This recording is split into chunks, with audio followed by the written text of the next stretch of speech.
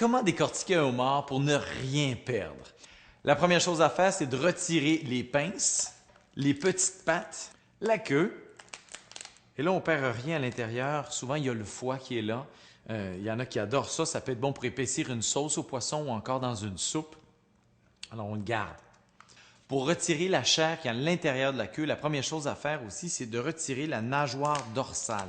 Dans cette petite nageoire dorsale-là, il y a de la viande. Alors, comme pour les petites pattes, on peut les briser. C'est en aspirant vraiment la chair qu'on peut l'avoir. On va avoir de la chair, le jus, c'est super bon, on ne perd rien.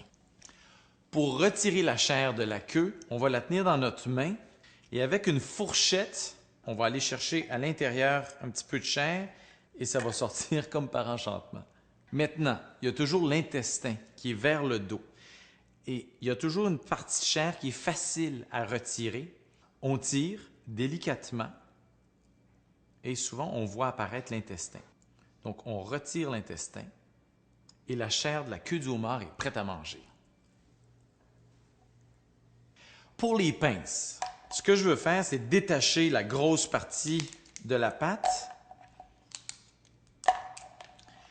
Pour retirer la chair des pattes, ce qui est vraiment utile, c'est la fameuse fourchette à homard avec la pince. Alors, ce qu'on fait, c'est qu'on va vraiment rentrer le bout arrondi de la fourchette à homard ici, dans la jointure, si on veut, de la patte, puis on va casser ça.